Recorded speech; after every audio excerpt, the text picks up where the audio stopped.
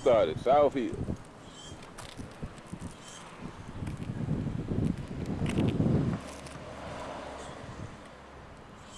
That was called the Caroline out there. Why they call it the Caroline? Some of the older people gonna have to tell me. Hey Hop, how you doing? All right, how you doing today? I'm doing good. Good. First thing I like to say to you is that you're very dear and special to me. Yeah, well, you and your family's always been special to me. I when y'all was little boys, and I used to be running around behind your father and the mother. We used to count on her every Monday when we used to have the Blue Monday days, and that would be our party day for all the so-called hustlers and the slickers, and That's everything. right. That's right. Now We you know, used to, I mentioned that Blue Monday to people I know. I be yeah, telling them, I said, man, I used to take off every Monday when I was working. And yeah, the guy asked me why I said Blue Monday. yeah, right, You know what I'm saying? So you're the first one I've heard yeah, actually say that in a long time. yeah. But anyway, what I'm doing here is, like I said, something's telling me to do a documentary type thing on South Hill because um, South Hill is fading out for our generation, Right, your right, generation, and a lot from my generation. right, So right. I just want to have some history Yeah, and want to right, make you to be part of that history.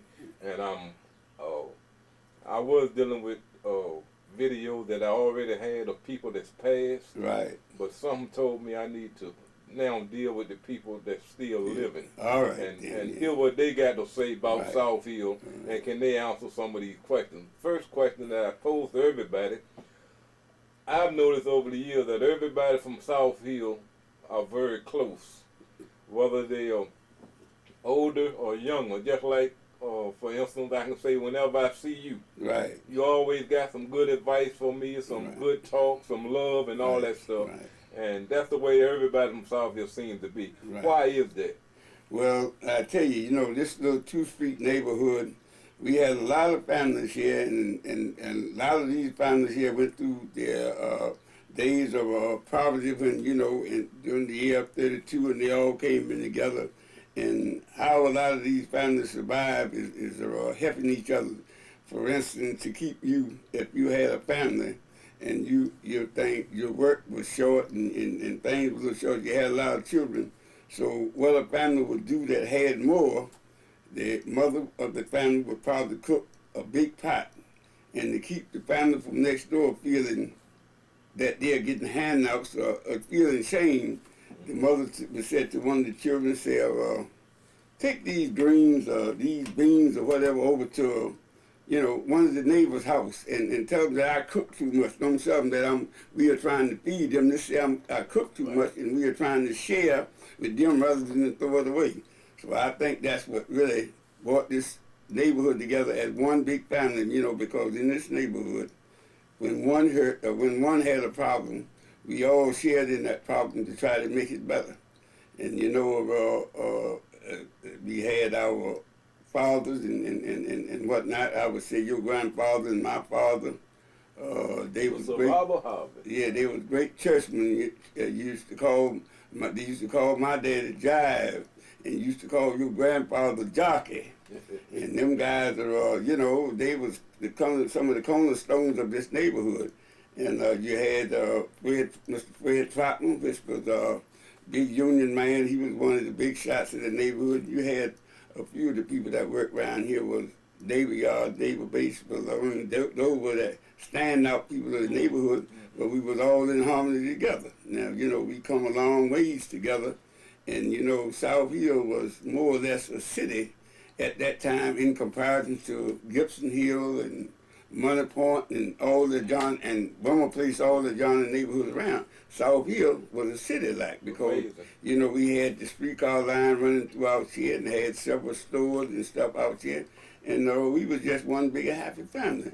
And during my time, my growing up time, and the beginning of your time, going to jail was almost a sin. If a child went to jail, I mean, the people would be annoyed with him, and it would take. He had to win That's right. that good grace to get back in their right. good grace, That's right. because your children won't about going to jail all the That's time right. and all these things. You know, That's we right. did our little mischievous things, but I mean, when you did wrong, you was punished for it.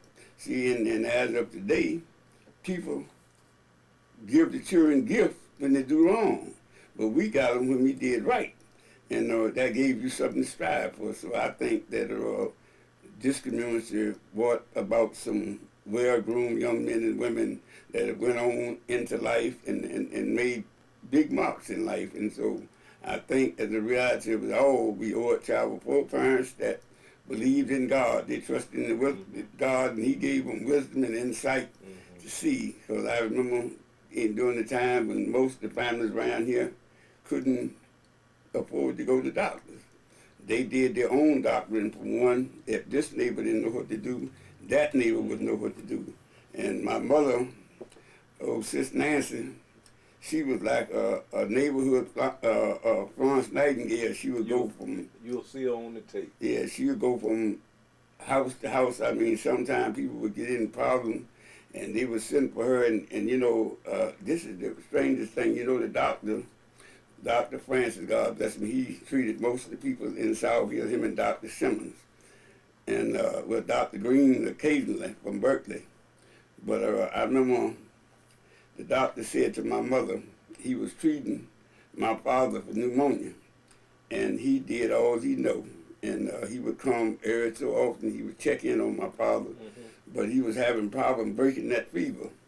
And my mother got them herbs and stuff together, and when he come, the fever was broken and everything, and he was doing much better. So the doctor said, I don't know what you did, but I need for you to tell me, and we can pattern this.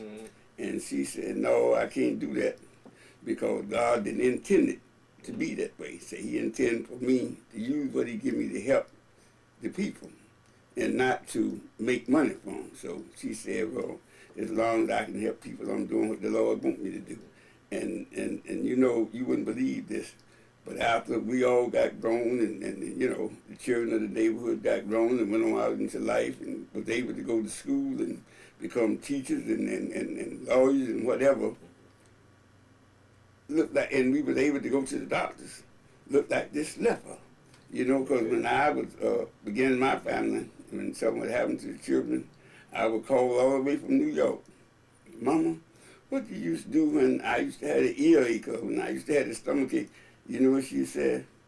June, I don't know, baby. So you can't tell them to the doctor. And I would get very angry because I done called all the way from there, and then she tell me she didn't know, but she could, all these things I had as a child, and she could, you know, bring relief and so and so.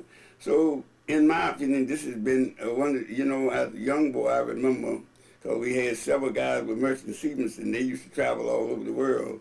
But as a young man, I always wanted to be out behind the older fellas, and I would be around the older fellas right much of my time. I spent some of my time with guys my own age, but most of my life I spent with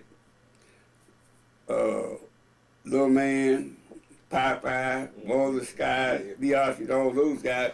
Well, the close, and Bubba Brown was my big brother by, you know, family connection. You know, when you to call them names, man, every one of them's on the tape but Popeye.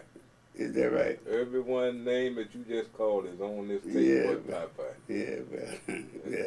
You know, sometimes, you know, you just, no matter what you do, you know, it always, that goes to show you that whatever you do, it's always possible that somebody will be overlooked. And I don't think that it's not intentional on your part, but sometimes we have to accept the fact that some things are just not to be. I mean, we don't know, and don't even bother yourself trying to even figure it out.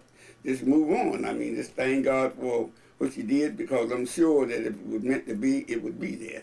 So, I mean, and that's another thing. We live by faith and not by sight. You know, we learn to trust God in whatever we did.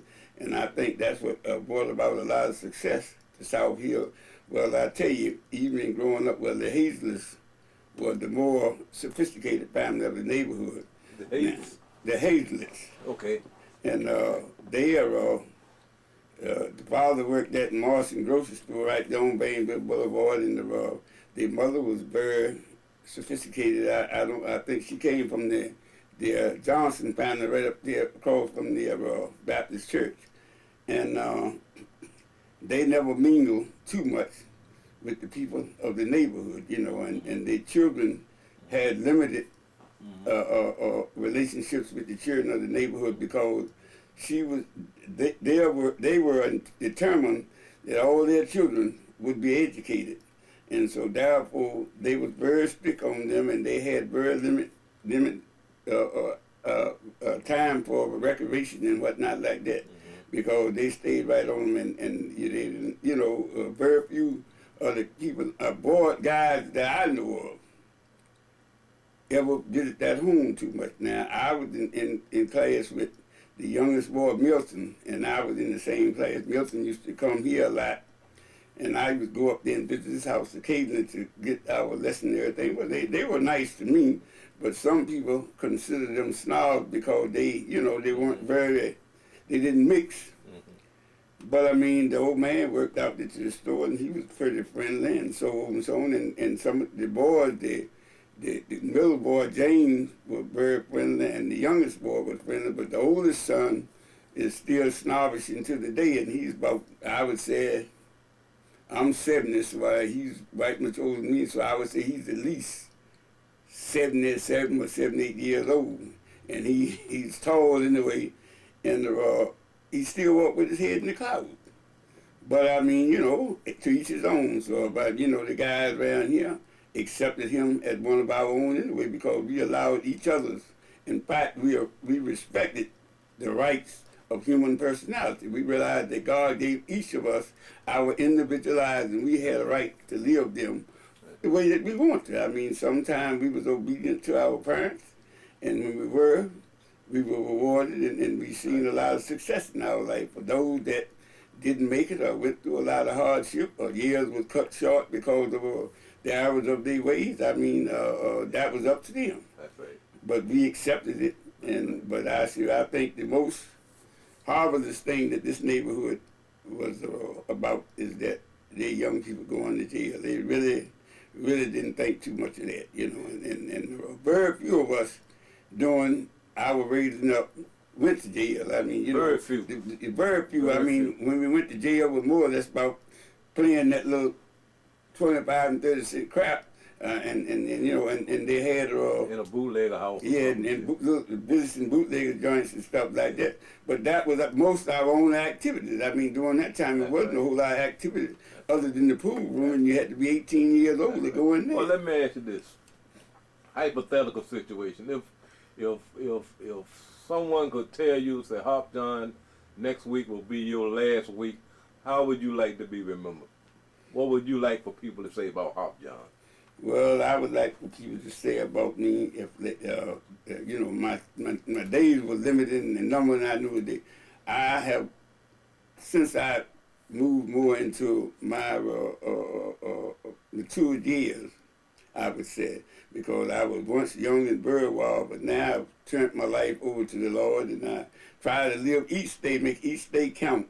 But my thing would be, if you would be able to say, I would like for you to say that when I went to Hop John, if he could help me, he would, and if he couldn't, he was willing to do whatever he could to help me find help. And you know, and that he's in his olden days have tried to let his light so shine that the young people that come along behind him can look at his life, can realize that he went out in the street and did everything the devil had him to do. But in reality, he tried to leave this legacy for them, that a mighty poor child, mighty poor wind blow the same way all the time. Very well said, Hop John. Right. One more question. Why was this called the Skyline? Well, it was called the Skyline because years ago the streetcar used to so it was run the through. Skyline. Yeah. Was it Skyline? No, it was the car line. See, because, you know, streetcar. Okay. See, streetcar. Okay. They had a streetcar line through there, so they used to call it the car line because the streetcar used to run along. I remember them tracks in the street and them things running along, some electrical stuff up there. Always was sparks coming from. Yeah, but so you know I know what I'm talking about. Yeah, so I mean, you remember that from down there in South Norfolk. But this was called the car line because the tracks used to run by here. This was Yeah, before your time. No, I didn't. I just remember them tracks right in the middle of Okay, that street well, going, and they were going that way. Yeah, yeah. Running We like used to that. go all the way down Money Point. Yeah. See, Mount Point, I remember that. Mount Point was the dead line. Then they would come on back through here. Yeah. Well, then, yeah. I'm 54. Me and Ron Lee same age. Yeah, Both well, 54. I remember. Yeah, well, I'm still saying you off base because those tracks was up by 54. They weren't there. You heard it being talked I about. say I'm 54. I was born in 48. Yeah, but Ron Lee was born in 48. Yeah. He was born the same year. Yeah, but what I'm One trying, day apart. Yeah, I understand it, but what I'm trying to tell you, that the tracks were removed from there before In 48. you was born. Well, how do I remember it?